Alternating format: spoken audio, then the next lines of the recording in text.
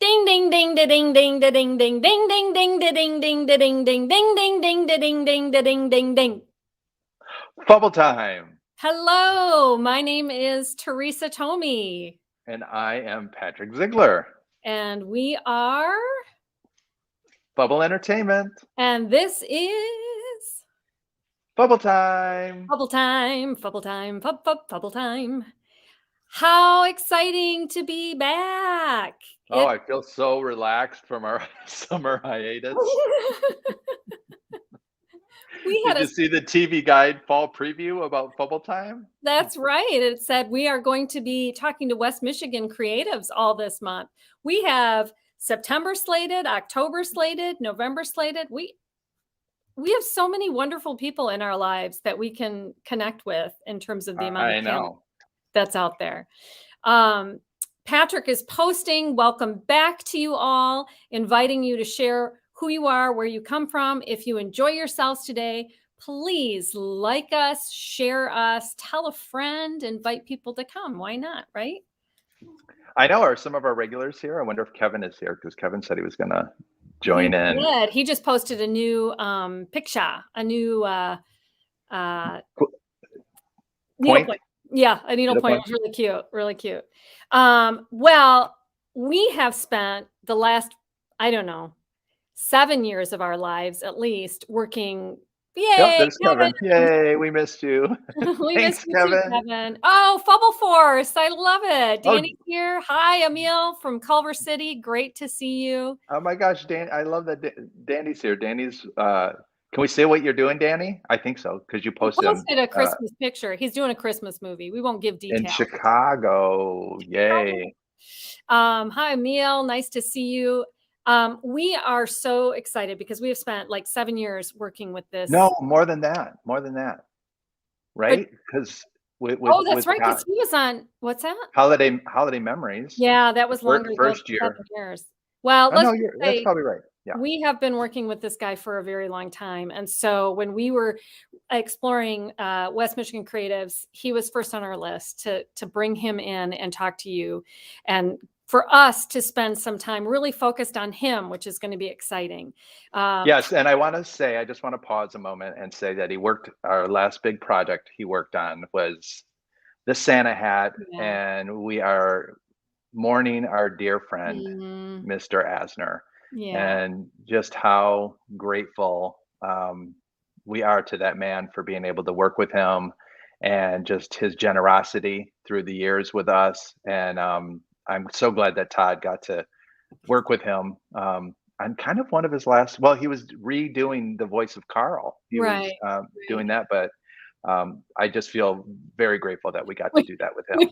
We were one of Joan's last projects too. So I know. we are claim to fame. Some of the seasoned people probably won't want to work with us anymore because Joan Rivers passed when we did that.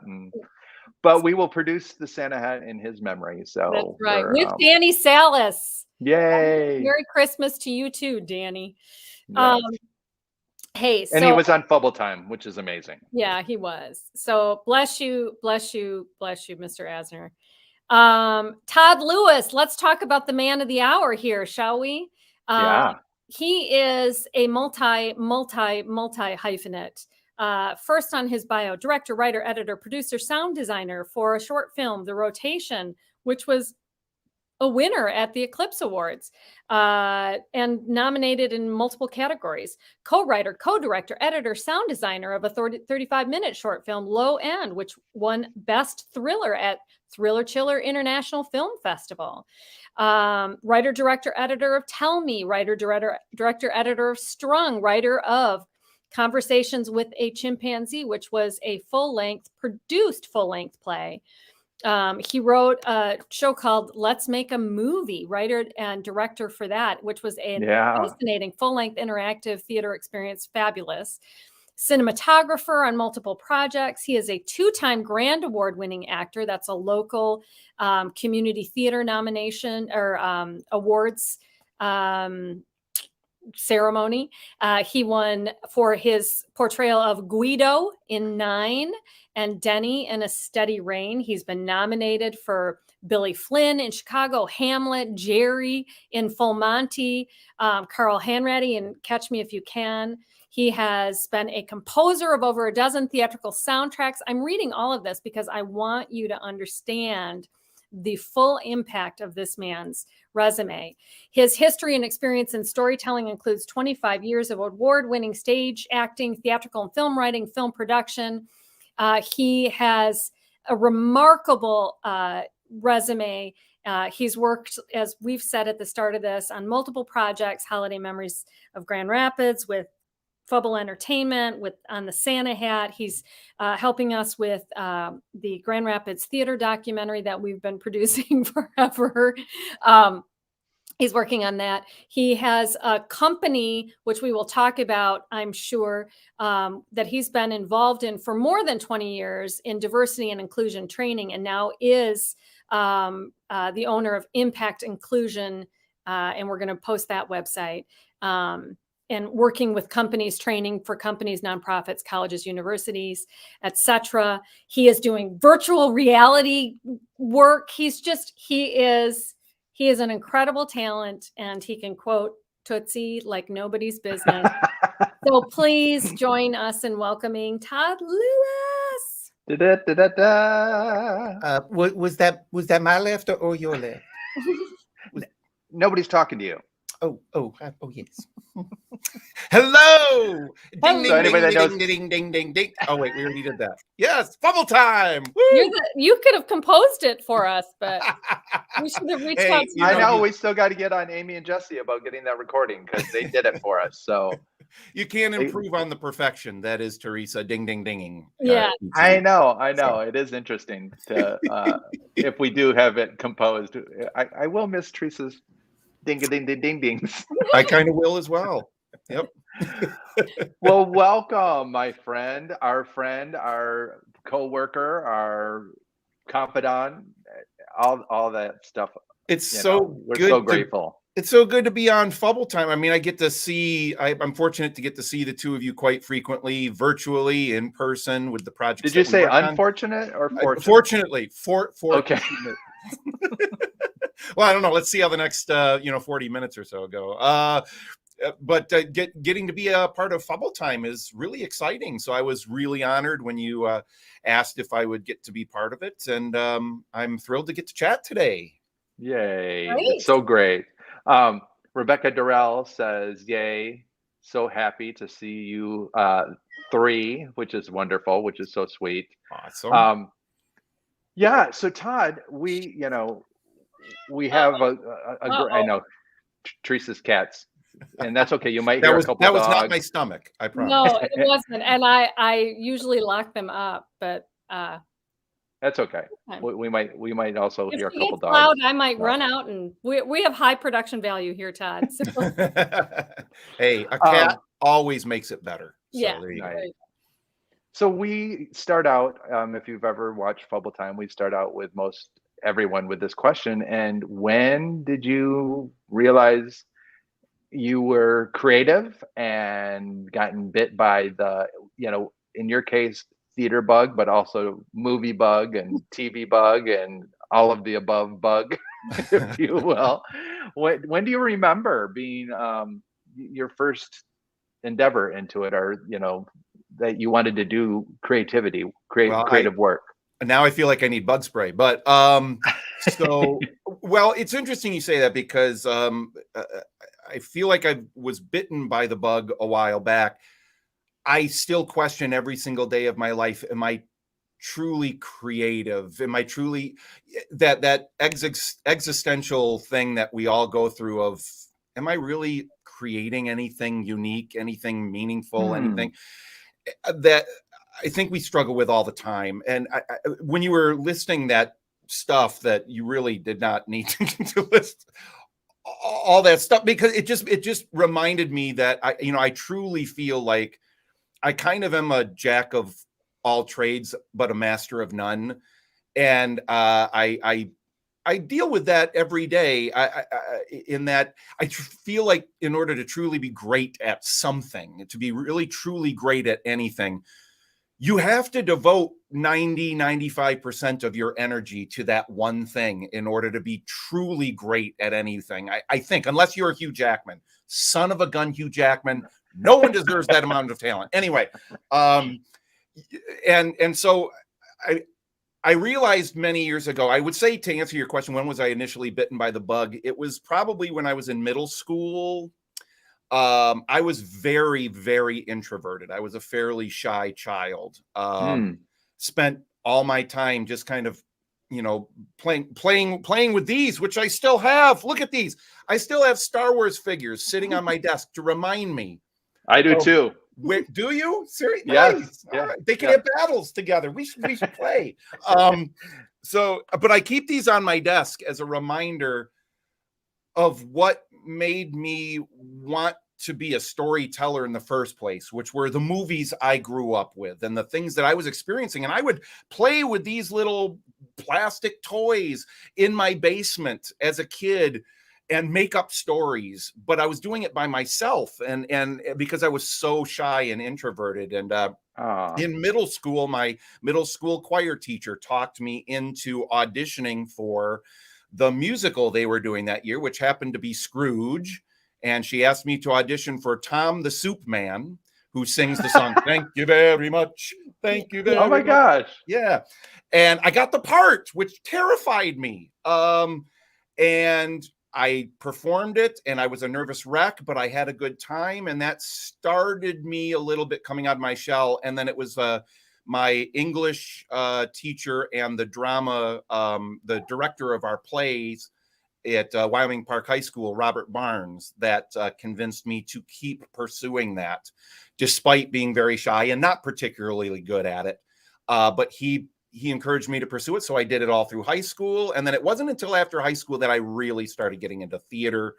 And it wasn't until considerably later that I got into actually producing film stuff, which has always been kind of my favorite, I think, art form of all of them.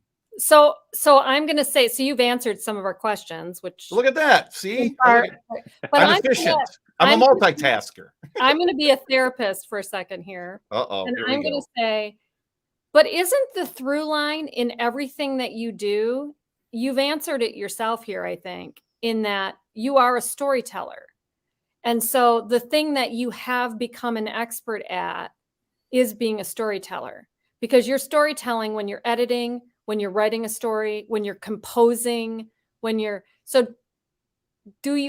guess I see you, even when you have all these threads through your life, your goal, your focus is really that storytelling. With that, I'm trying to fix. It's the codependent in me. I don't want you to sit in the questioning of your talent as being master of none, because I think your mastery is in storytelling. Well, thank you. I wish I agreed with you. Rebecca Durrell wrote, yes, Teresa, absolutely. Oh, nice. And she wrote introverts are the observers that all the class clowns need to be centered. Ooh, I like that. Now, what's interesting is as I went through high school and I came a bit out of my shell, I started to become the class clown. So I made that shift from one kind of to the other, which my grades my senior year would definitely reflect. But I appreciate what you're saying, Teresa, and I struggle with this every day. Like as ultimately, I think my dream is to tell stories that are unique in some way, that at least came from here and here, that touch people somehow in some way. And I think I struggle sometimes because I'm not sure the degree to which they always touch me the way I want them to. Sometimes they do, sometimes they don't. And so, yeah, I appreciate you saying the word expert, which I definitely would not say. I'm a long way from expert in storytelling, but I think that's why I love filmmaking so much, is it's literally the one art form that combines every single thing I'm interested in my life to some degree. Yeah.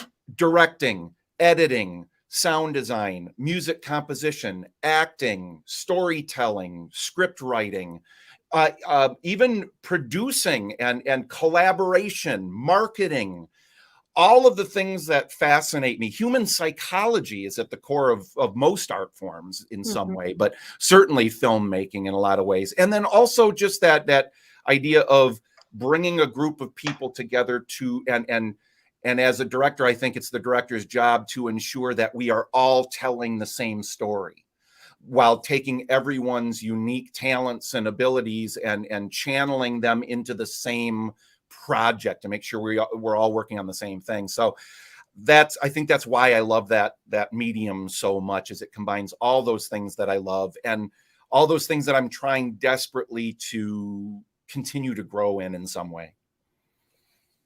So do you, I'm going to jump to our next question, Patrick. Oh boy. Okay.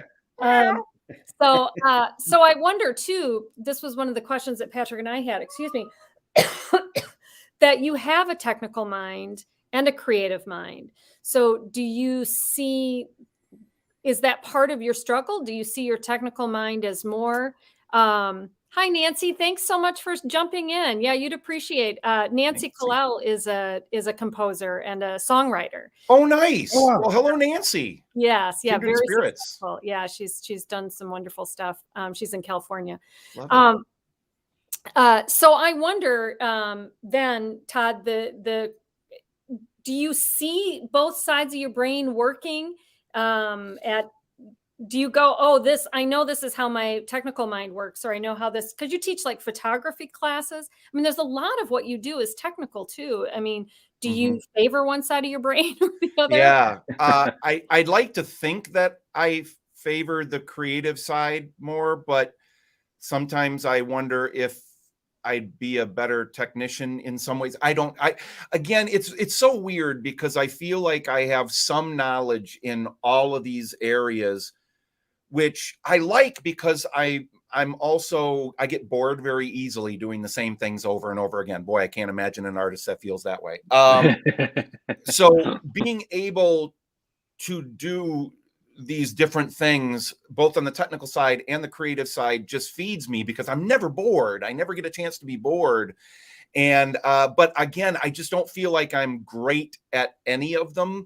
But the one thing that I would say that has given me is I've always felt that if you're going to be a film director, let's say, okay, then you need, much like being the captain of the Enterprise, okay, the captain of the Starship Enterprise, nice. Captain Kirk, Picard, you need to understand what every other person at every other spot on the Enterprise does. You need to almost know their job as well as they do in order to be a really, truly good captain of any ship. And I think as a director, you need to understand, the more you can understand what all the other people do on the film set, behind the camera and in front of the camera, or at least understand the process that they go through, it will make you a better director overall. Doesn't mean you have to be an expert at them, but the more you understand what an editor does and what a director of photography does, you're going to understand how much those two impact each other. The more you understand what goes through an actor's mind to find a character and to connect with that character on an emotional level or on a comedic level, the more you're going to be able to help bring that out of them as a director. So I think that maybe is the one thing that I take pride in the most, is I have a cursory knowledge of a lot of things so that I can at least understand what the people I'm working with are going through and try to make the process as enjoyable, creative, and ultimately productive as possible. Well, I also think, got a note here from Alexander Rouge. Yes, he's a fellow Lucy lover, and specifically Mary Jane. He's the one that's got the radio. Oh, nice. Nice. Yeah, that I still have to do some investigation, was given to Mary Jane, love Lucy, and I don't know where it came from. I have no idea of the history behind it. Anyway, he's here. He's a nurse also, so we want to thank him. Welcome. Oh, well, then he needs to know Nancy Kalel's song. Oh, well, there you go now. The nurses in the pandemic. Yeah. And Rodney's here now, so how fun. Nice.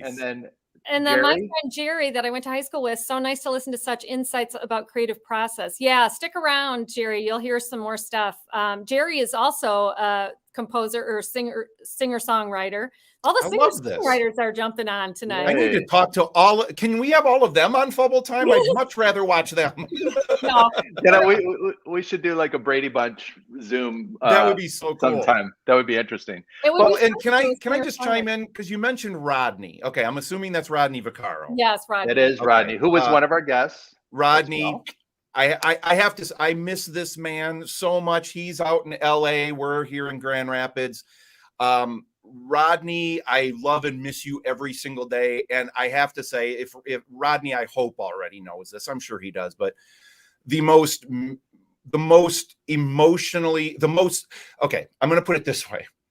Both ultimately the best and worst experience I've ever had doing theater was doing 9 at Circle Theater, which Rodney directed. Now, that may sound horrible, but it was truly the best and worst experience I've ever had. And by worst, I mean the most challenging experience that I've ever had, which is what made it the best experience I think I've ever had doing theater. And I've been fortunate to working in theater here quite a bit over the years. And Rodney, I just want to thank you so much for giving me the opportunity after a terrible audition, worst callback audition I have ever given. It was embarrassing, and Rodney took a chance, and I just can't thank him enough, because getting to do that show really changed me in a lot of ways, both in the way I looked at art, the way I looked at theater, and most importantly, the way I looked at myself through the character that I was playing. So thank you for that, Rodney. And if we had about 2 hours, I could go into all the details of why that was such an incredible and difficult experience.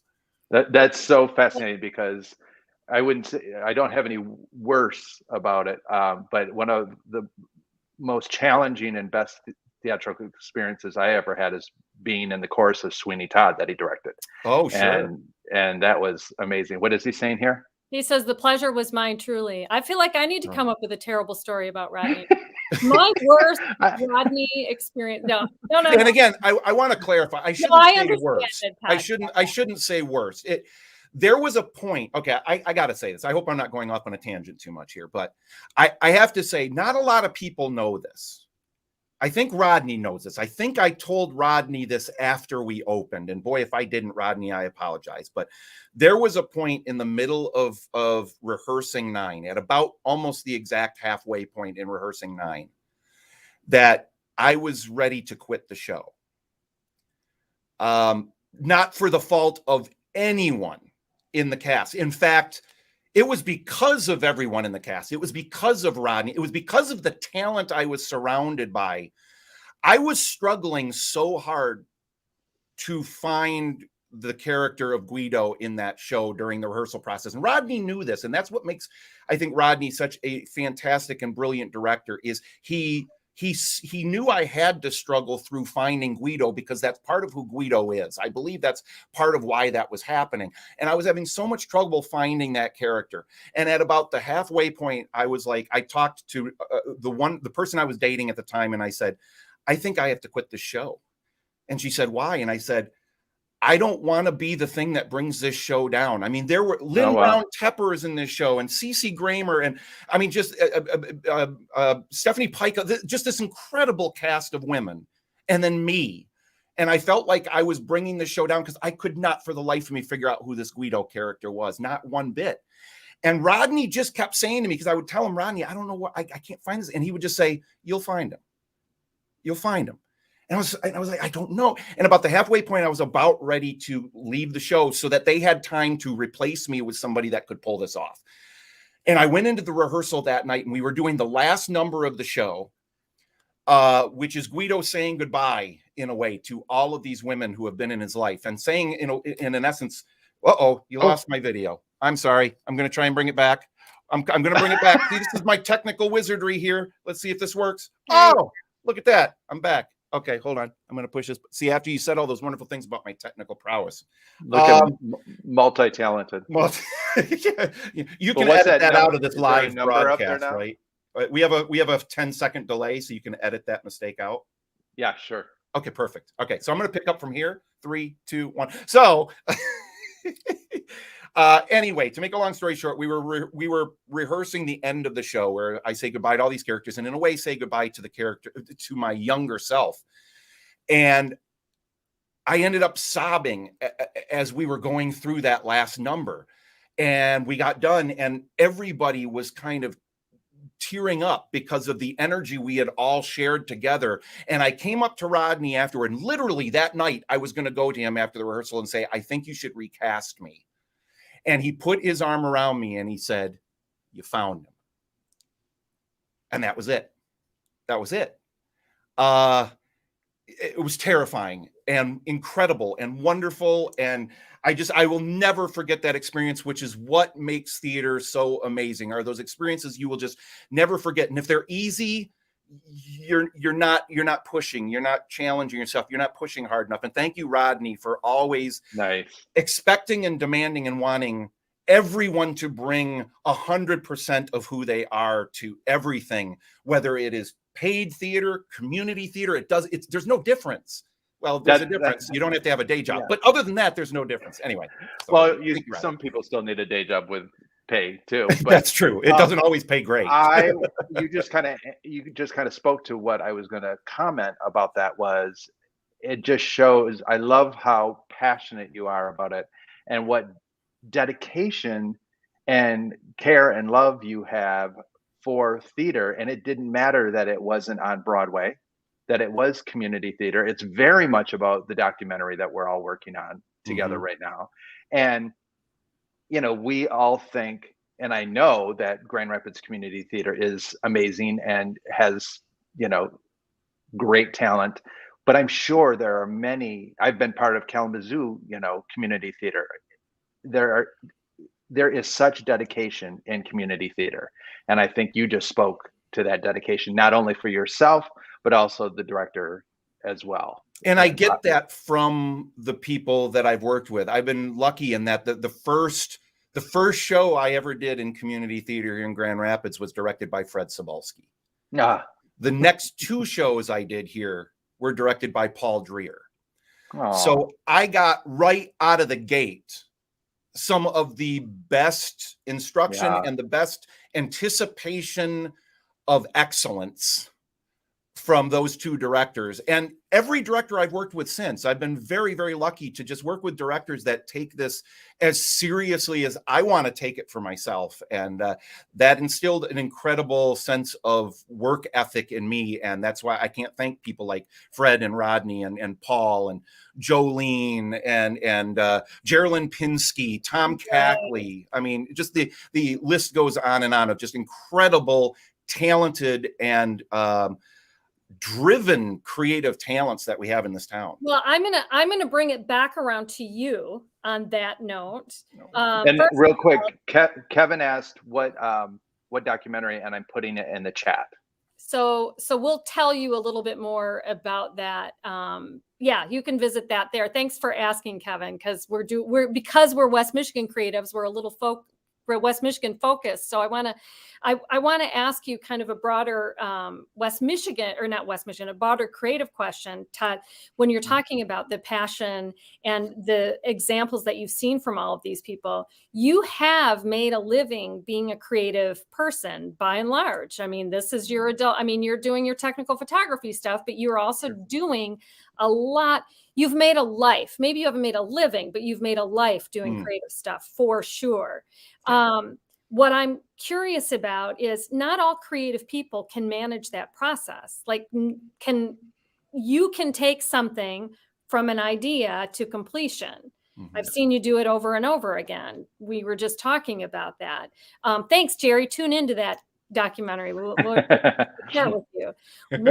Why do you think, has it been the influence of these people? Like, not every creative person can complete a project. Sure. Every creative person has an right project. Yeah. Not everyone can finish it. Why do you think you've been successful at completing projects? Well, the first thing that came to my mind is I'm not a perfectionist. I think the killer of finishing art is perfectionism. Yeah. Because as you know, we can work on this till the day we die. It can I think always be going better. to on the documentary, but yeah, go ahead. Stop. Well, yeah, and the documentary is largely taking such a long time because there are so many creative people that we want to make sure their story is told, and just more people keep coming forward with stories. I mean, we have over 100 hours of footage now already. I mean, just dozens and dozens of interviews. It takes a long time to put something like that together, but the being able to say this project is going to be done by this date, and whatever it is by this date, that's what's going to be given out to the world, is part of the reason I think that I get projects finished. But I have to give some credit to my parents for raising me to understand at a very young age that hard work and long hours alone will not produce success. You have to have an organized plan. That's something I learned from my dad. But you can work hard your whole life, but if you don't have a plan to get things accomplished, then you're just not going to get them done. And he instilled in me, my father, both as a photographer, he was a professional photographer for 45 years, but also an educator of photographers and a business owner, instilled in me at a very young age how important it was to have a mind for the business side and understand what it means to be a marketer and a salesperson, and a salesperson in a good sense. A good salesperson is somebody who finds out what somebody wants and helps them to get it. That's what a good salesperson does, not tricking somebody into doing something they don't want to do. And that also allowed me to take pride hopefully in the things that I do, because I want the things that I do to have value, so that when I'm selling them in whatever form, I believe that they are truly going to be of value of anybody that takes part in them. And there's a great, I think, sense of that in art. Believing in what you do, believing in your ability, but also knowing you've got to get it done and get it out there. Because we can create for ourselves all day long.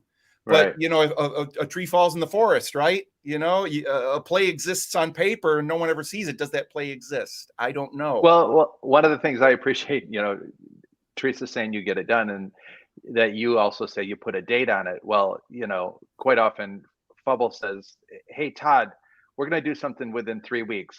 Can you do it? Let's go." Yeah. And we put a date on it. We did it with the Santa hat. And, I think when did we decide to do that for Christmas, Teresa? Like December 5th or something like that.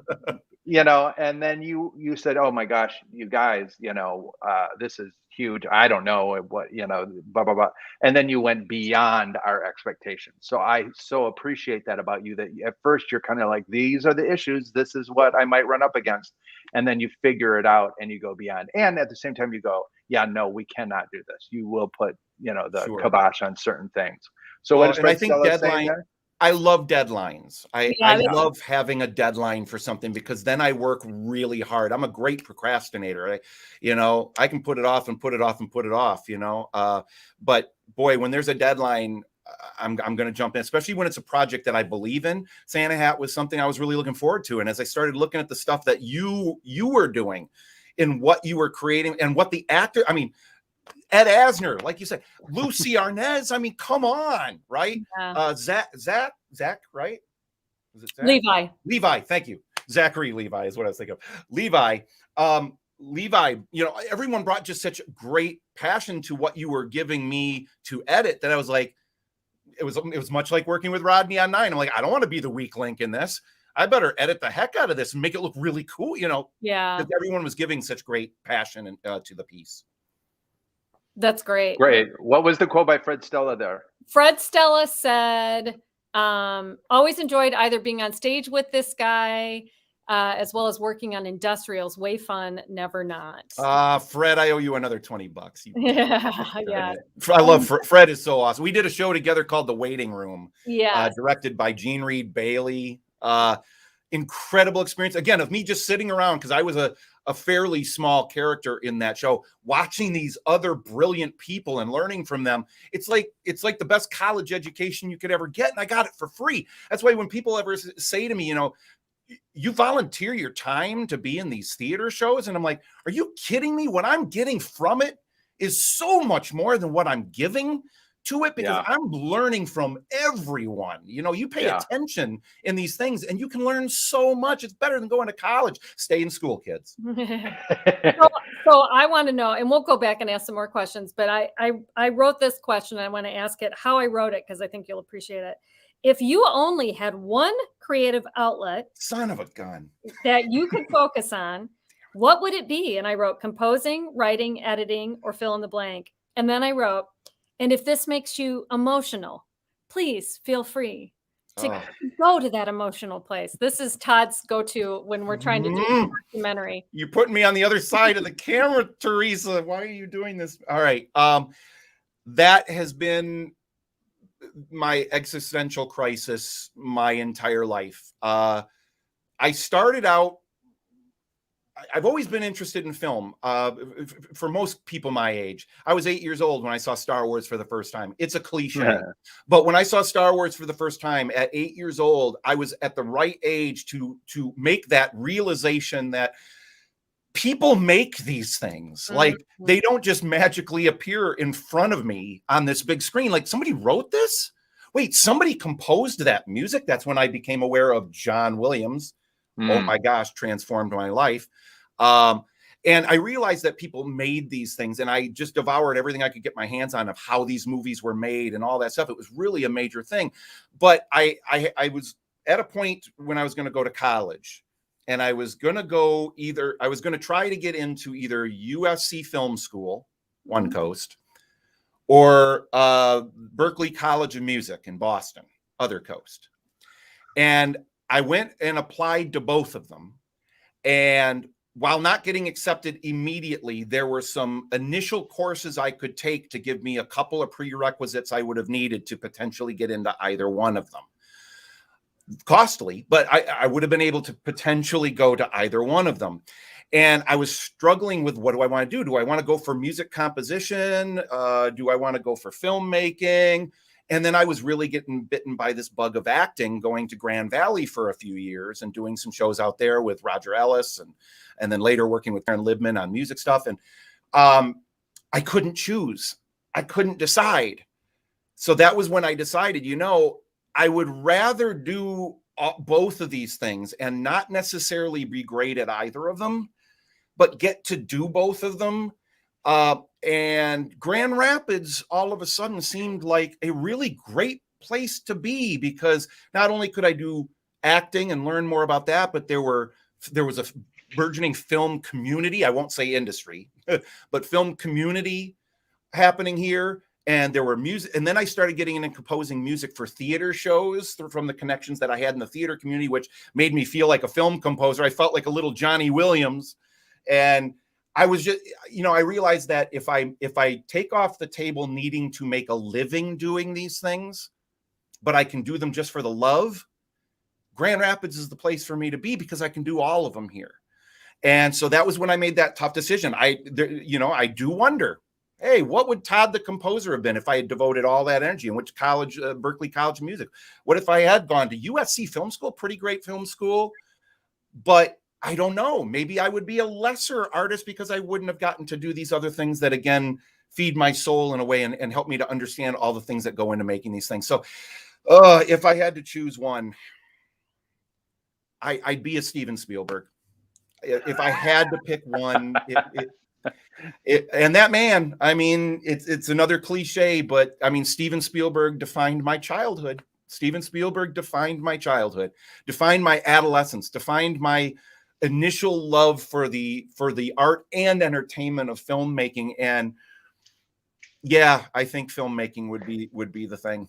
But I don't want to have to take a job because I need the paycheck, and I know none of us want to do that, but I'd almost rather work some other things that maybe I don't love quite as much, but have the freedom to get to pick and choose the film things that I work on. So I don't know if that answers the question.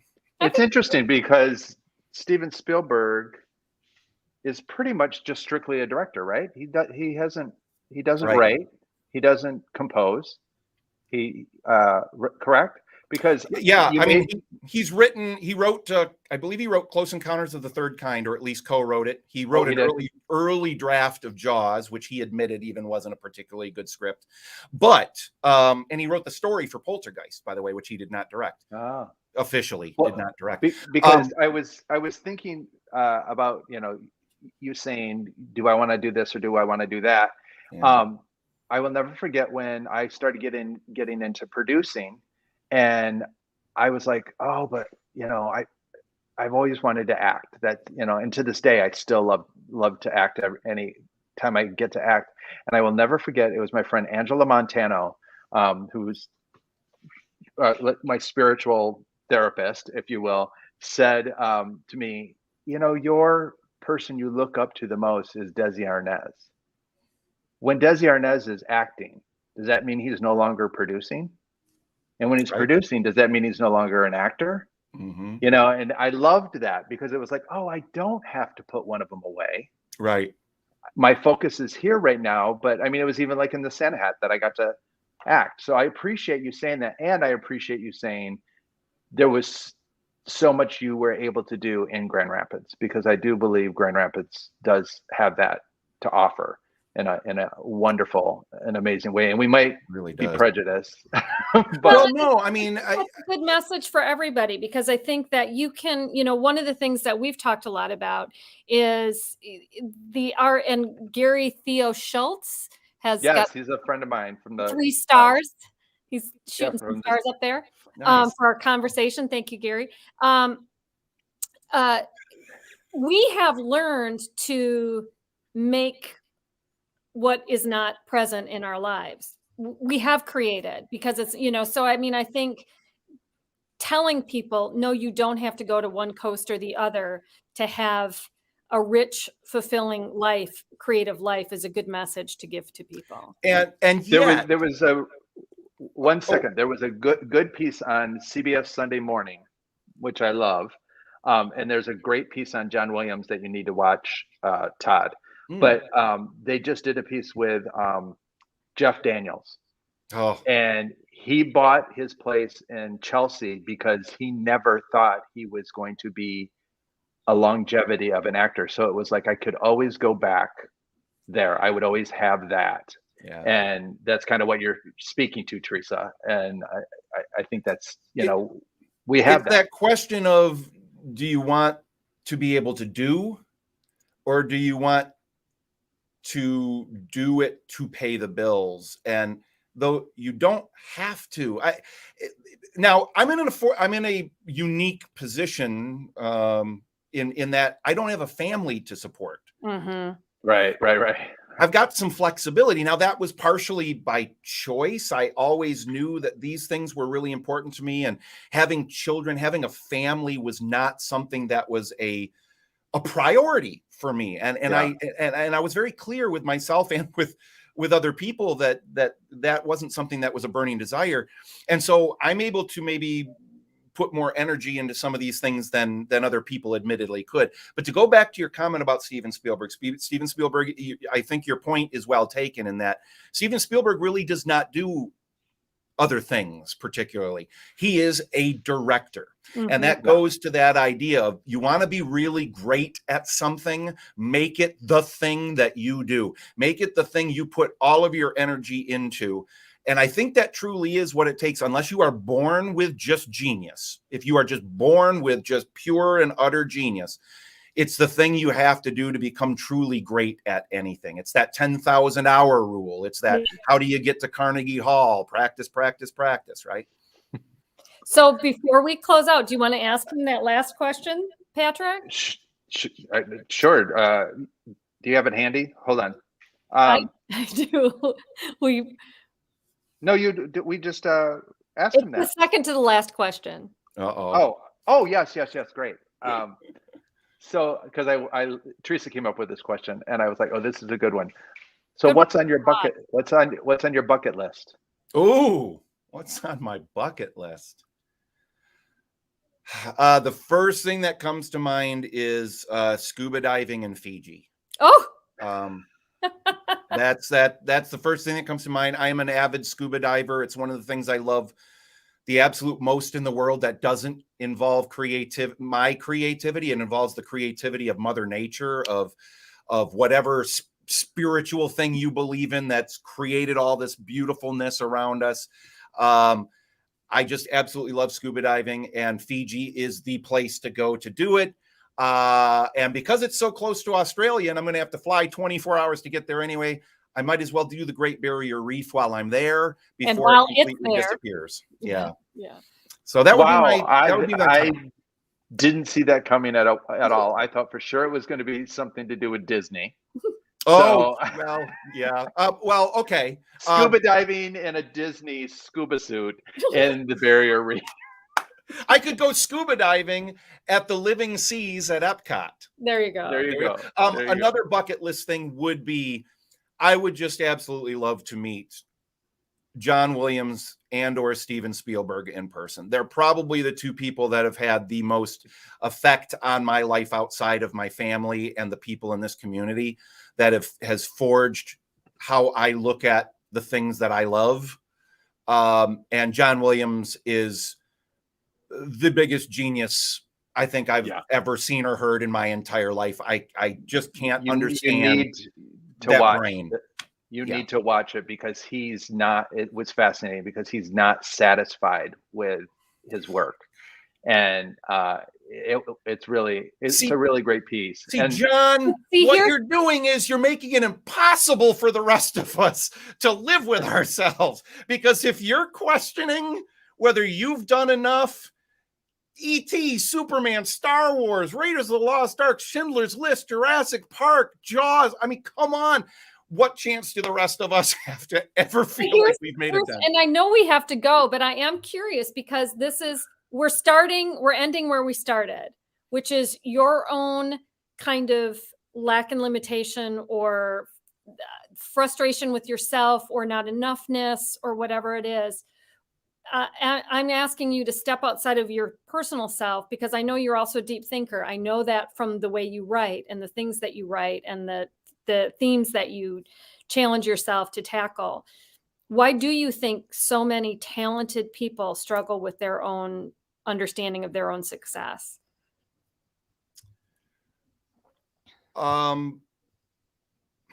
Frankly, just because I think it's an extension of the grass is always greener on the other side. Something somebody else has created will always be better. I'm always sizing myself up against the people I've grown up admiring, the Walt Disneys, the Steven Spielbergs, the John Williams, those are big shoes. I know. I was saying, you need to size yourself up against Charles Humdinger over there. Well, or it's good because we both do it too, Teresa. We need to size ourselves up against ourselves. Mm-hmm. How am I getting better? Am I improving? Am I telling deeper stories? Am I becoming a better me every day? There's the saying that if you're not growing, you're dying. Mm-hmm. No person, no creativity, no soul, no spirit stays in the same place. You're either growing or dying. And so I'm never fed more than when I get to talk to people like you. This is great. I mean, I'm going to have an energy for the rest of the night now that I wouldn't have had if I had just been sitting here. We need to now go get a drink at the Cottage Bar. Now go get it. That's why we go get drinks at the Cottage Bar after the show, right? You feed on this. And I never feel like I'm a better person than when I'm being a part of something that energizes and excites me and feels like it's expanding in some way. I do want to say our friend Mickey Maxwell, who was in the Santa hat, says, "Who's this Steven Spielberg?" We could tell the Mark Lord story about him meeting Steven Spielberg on his first day on the Universal set and not this and not knowing who he was. And Rodney says you only need to compare yourself to Todd Lewis. So nice. That's exactly. And man, I'm trying to do that every day. Well, you are a genuinely good human being, Todd, and I think that shows. Oh, and we didn't put up his website for your diversity. We didn't even talk about impact-inclusion.com if you want to learn more. Jerry Rash, if you're still with us, I think you'll really appreciate the work that he's doing. You can follow Todd there. Follow Todd at Todd Lewis GR. That's his Facebook page. You can find him there. Please friend me. I want to be friends with all of you because you all sound pretty awesome. I want to talk to all of you. It's a good group of people that follow us and chime in, which we're very grateful for. Very grateful. Todd, it has been an absolute pleasure. We told you when we started this, we would probably go about a half hour. It's almost 8 o'clock. Oh my God. What the heck? I thought we had only gone a half hour. Yeah, it's crazy. This is why takes us a while to get warmed up when we're doing the documentary work. So right. Well, thank you. Thank you for having me. It was a pleasure, an honor, and it was great. I loved it. That's great. Thanks, Todd. Thank you, everybody, for being with us tonight. Next week, thank you, Nancy. I'm so glad you joined us. We've got to get you on here. We've got to get Jerry Rash on here. Thanks, Jerry, so much. These are your LA connections that I don't know, right? Nancy knows Fred. I met Nancy she's from Detroit originally, but she's a singer-songwriter. She performs in Azusa. And all over. We definitely have to get her on the show. It would be great. She'd be great for a singer-songwriter series. So would Jerry, who's also a performer, musical performer. But it's great to have you guys. If you enjoyed what you saw here, please like, share, or tell your friends about us. We interview creatives from all over the globe, all over the U.S. We do. Or the U.S., right? Yeah, I don't think we've gotten all over the globe yet. But creatives in all sizes, forms, and creative expression. Yeah. So, which is very fun. I'm putting up our follow us at Fubble Entertainment on Instagram and on Facebook. And next week we have, correct, Edie Evans Hyde. Is that correct? Is right. Next week? Yeah. Edie Evans Hyde. She is a Jerry and Nancy, if you can join us next week. All right. She's a singer. She's a jazz vocalist. She runs Ebony Road Players, which is a Black theater company here in town. She founded it, and she has performed all over the globe, and we're excited. With Connie Stevens. And she's performed at our weddings and funerals of loved ones and in our shows. She's been in Holiday Memory, she's been in Backstage Drama, and she's been in Come On Over. Yeah. So we are looking forward to that. Alice in Paris later this month, and John Harper Philbin coming to round out this month of West Michigan creatives who are doing amazing work. Thank you so much for being with us. Really, thank you, everybody. So as we always say, gotta go. Have a great night.